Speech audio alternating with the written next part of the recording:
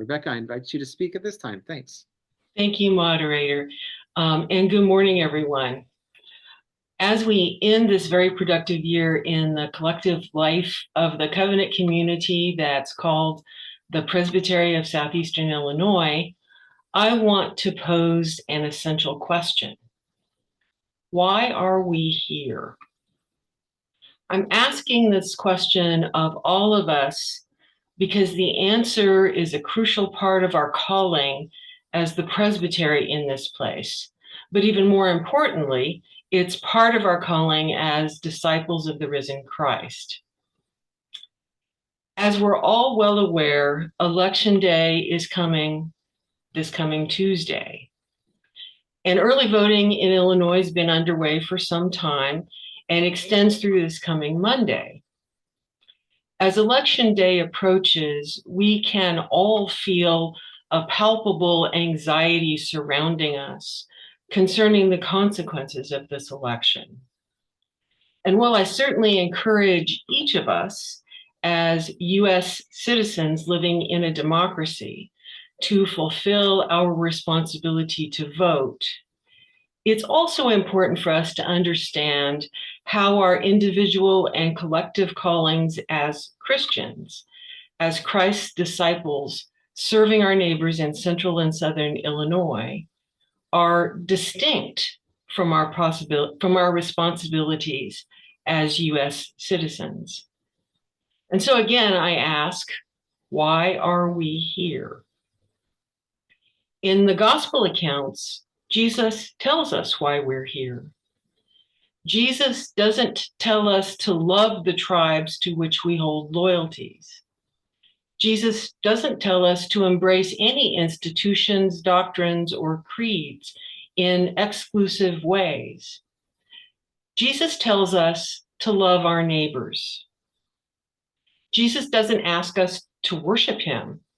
Jesus asks us to follow him, to follow his example, to love others, all others, like he loved them, to invite the outcast into belonging, to welcome the stranger, to feed the hungry, to heal the sick, to free the oppressed. Because they will know we are Christians, those who follow the risen Christ as his disciples, by our love.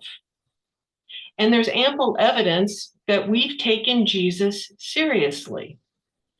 The free laundry projects sponsored by Carbondale First and Harrisburg First help folks to provide clean clothing and linens for their families.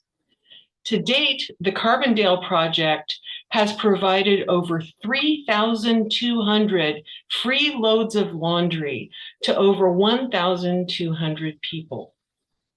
The collaborative efforts of Champaign First with community partners such as Dream, Canaan Safe House, Salt and Light, See You at Home, and Restoration Urban Ministry help to supply folks in all conditions of life with needed advocacy, education, and life-sustaining resources.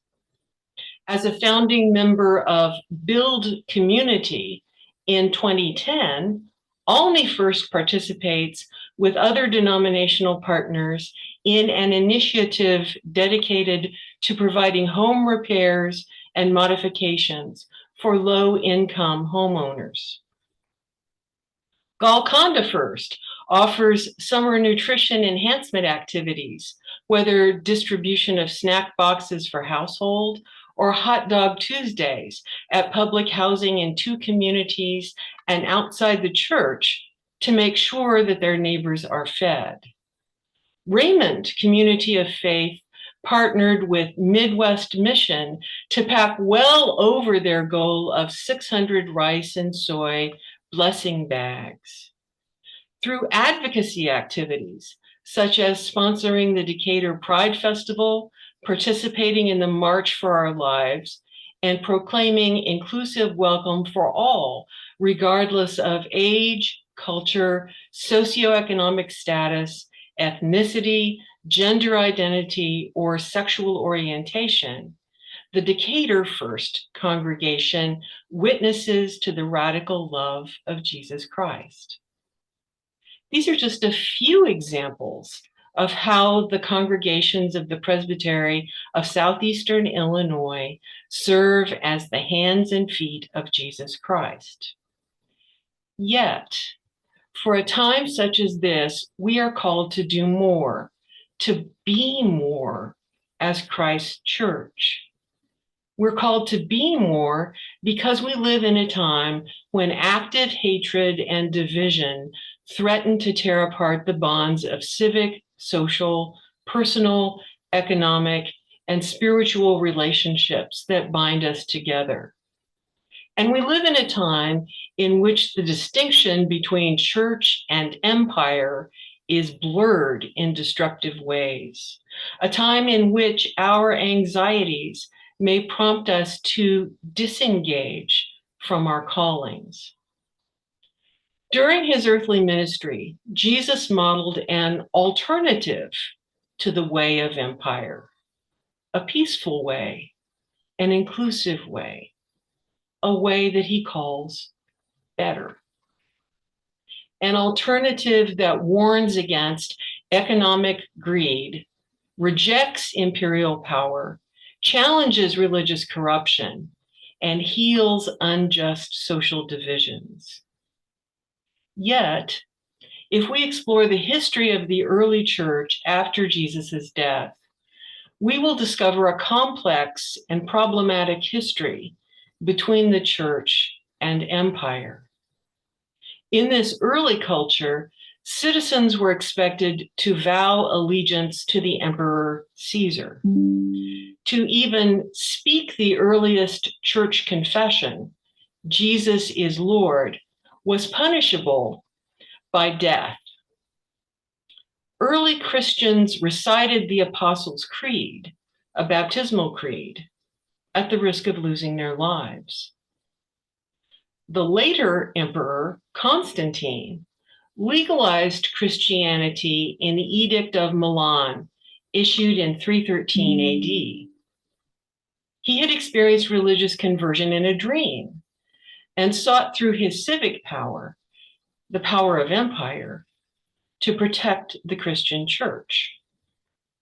Since that time, church and empire have become intertwined in various historical periods and locations, sometimes in healthy ways, but much more frequently in ways that provoke harmful and destructive consequences. The most prominent modern example of the unhealthy conflation of church and empire, of course, happened in the 1930s in Nazi Germany, in which citizens of faith were expected to replace their loyalty to God with loyalty to Hitler and the civic state, the Reich. And millions of Jewish citizens were denied expression of their faith and summarily killed because of their faith. The leadership of both Catholic and Protestant churches generally avoided public opposition to the Nazi regime. Catholics in Germany were united in one church, but Germany's 45 million Protestants were members of the Lutheran, Reformed, or United churches. Protestants in Germany differed not only in their religious practices, but also in their views of the Nazi regime. A few, like Dietrich Bonhoeffer and the Confessing Church movement, openly opposed the Nazis, while others proclaimed themselves neutral. Still others actively supported Nazism, calling themselves stormtroopers of Jesus Christ.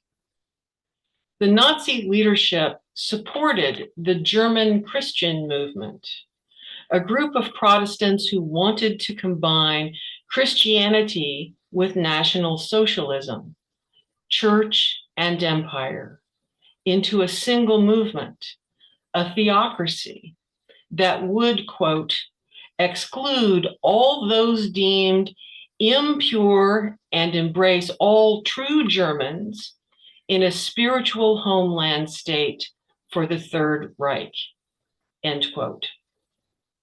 By supporting the German Christian movement and its leader, those in Protestant churches were promised that they could continue to practice their faith and, at the same time, show support for Hitler. In a national vote of Protestants taken in July 1933, the German Christians were supported by 2/3 of voters to form a united Protestant church movement. By January of 1934, the German Christians vowed to purge Protestant churches of all Jewish influence, including removing the Old Testament from their Bibles, because it's based on the Hebrew Bible. A public appeal released by German Christian leaders claimed that, quote, the eternal God created for our nation a law that is particular to its own kind. It took shape in the leader Adolf Hitler and in the National Socialist state created by him. This law speaks to us from the history of our true German people. It is loyalty to this law which demands of us the battle for honor and freedom. One nation, one God, one Reich, one church.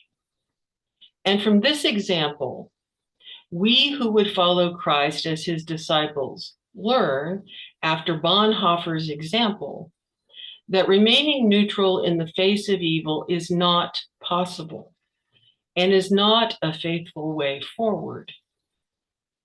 Moreover, much of the rhetoric and perspectives of the German Christian movement may sound distressingly familiar to us in the words of current public figures, particularly religious figures, speaking on behalf of white Christian nationalist movements in the US. Movements about which one theologian has commented, they come with a mouthful of scripture and hearts full of hate. So again, I pose the question, why are we here? Barbara Taylor Brown answers the question this way, quote, the only clear line I draw these days is this. If my religion tries to come between me and my neighbor, I will choose my neighbor because Jesus commanded me to love, end quote. And we Presbyterians agree. One of our statements of faith, the Confession of Belhar, has a lot to say about our belief that all people are always and already loved by God. This confession was written in South Africa during apartheid. Practically, it means we believe that all people are worthy of dignity and respect simply by virtue of being human, no matter where they live, what their ancestry is, what language they speak, or who they love. Everyone deserves to be treated as a valuable human being.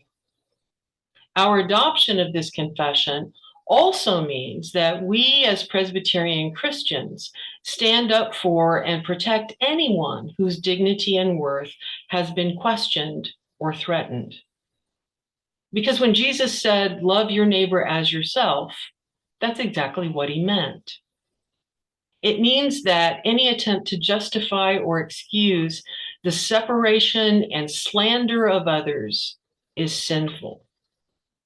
It means that God always stands with the destitute, the poor, and those who have experienced injustice, and so do we. More recently, at the 223rd General Assembly in 2018, we affirmed 3 declarations concerning autocracy and Christian nationalism.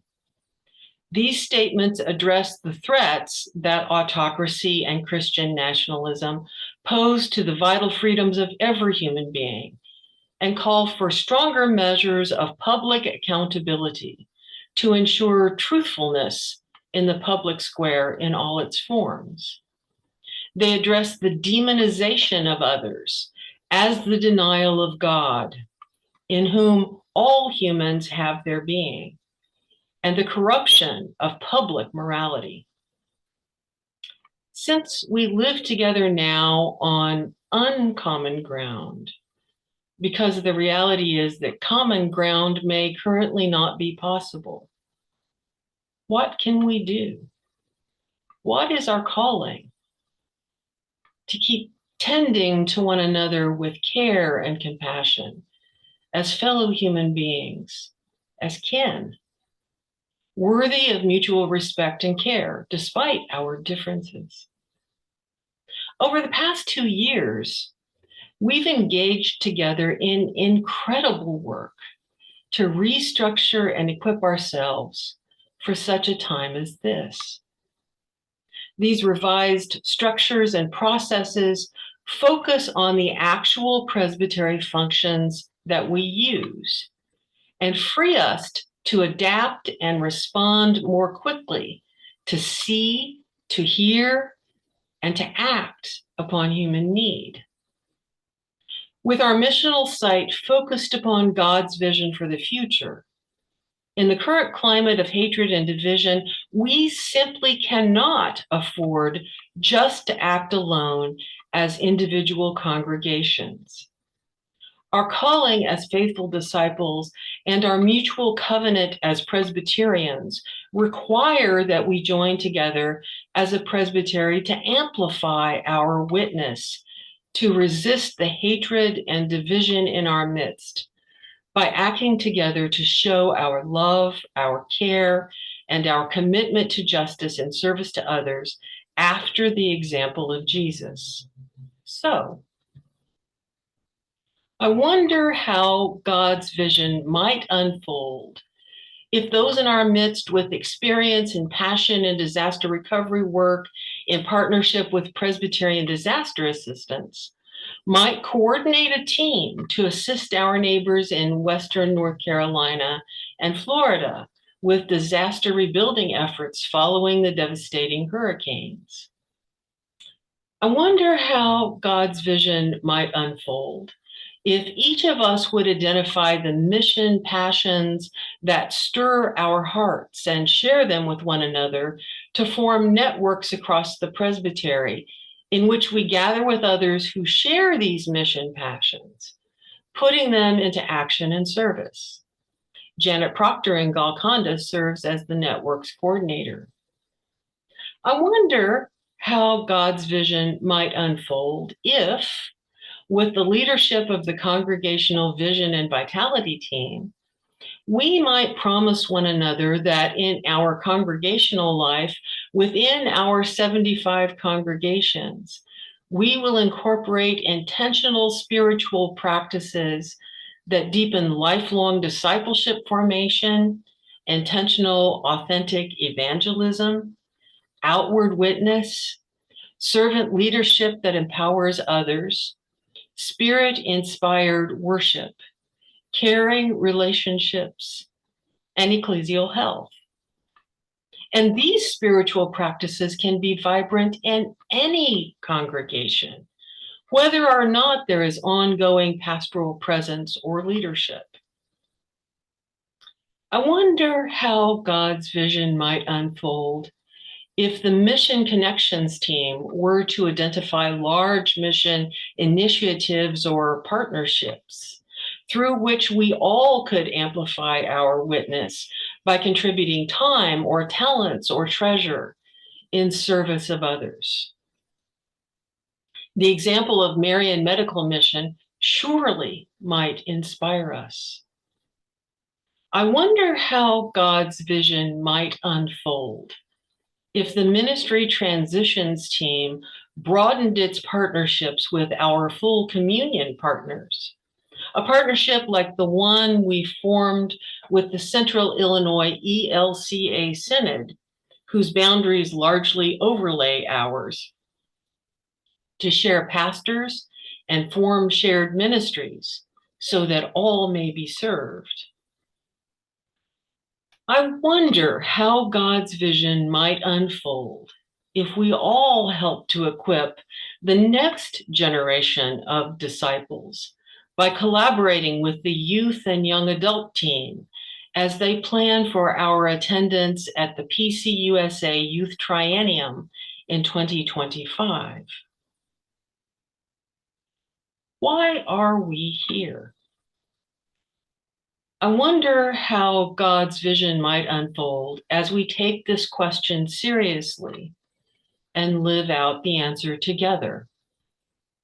As we reflect on these wonderings that I have named, along with others yet to be identified, my hope is that we can embrace the sure promise found in Galatians. Let us not grow weary of doing good, for in due season we shall reap if we do not lose heart. May it be so.